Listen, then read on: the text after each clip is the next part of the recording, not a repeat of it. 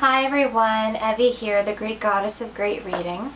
Today we'll be reviewing Hard Times by Charles Dickens. It's been about a month since my last review. Sorry again, exams have been keeping me busy. And let's just say Hard Times was a hard time to get through. On to the plot. Despite being Charles Dickens' shortest novel, Hard Time reveals the author's vision of a society demoralized by the soul-crushing conditions and institutions of the modern industrial age. With indignation and sarcasm, Dickens forces the characters in his novel to face the negative consequences that he believed were the result of the dogmas of utilitarianism.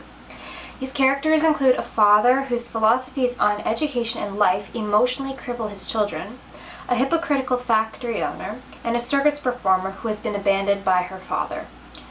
Interwoven narratives from this collection of different characters incorporate Dickens' anger at a society unjustly exploiting the minds and bodies of the vulnerable working class. I had a hard time there saying vulnerable. So this book, it took me a really long time to read because I didn't really like it, to be honest. It sounded kind of interesting when I read the description on the back, especially just saying that there were a whole bunch of different characters. I kind of expected different viewpoints, but it was just kind of a long narrative, and sometimes I didn't know when I was switching back and forth between each character and which character's story we were on now, so that was a little confusing. It's pretty boring at parts, to say the least. I really wanted to hear about the circus performer whose father abandoned her. I wanted to hear more of her story, but not a lot was done with that plot line. It's kind of misleading on the back that she's like a main character, but she does have a part in the book, but she's just not as sort of important as the other characters in the long run. She doesn't have as much airtime, right? It was interesting at a point because this girl gets married to this guy she doesn't want to marry, who's a lot older than her, and sometimes I like to read those stories and just experience that girl's sort of suffering and like sympathize with her.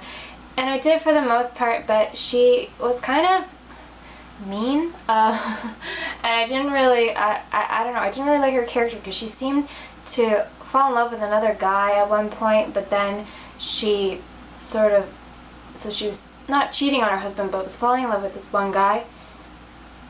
But then in the end, she didn't go off with him, and she totally like denied him and rejected him, which I think was kind of stupid. Why did you lead this guy on if you weren't gonna like sort of follow through with that? So I don't know, maybe I read it wrong, but I'm pretty sure that's what happened, and it was kind of stupid. It's like she realized her mistake, that even though she's unhappy in her marriage, she shouldn't like cheat on her husband and run off with this other guy just because she's unhappy. Like, she's being very smart, but it was just kind of annoying. Like, don't lead the guy on in the first place.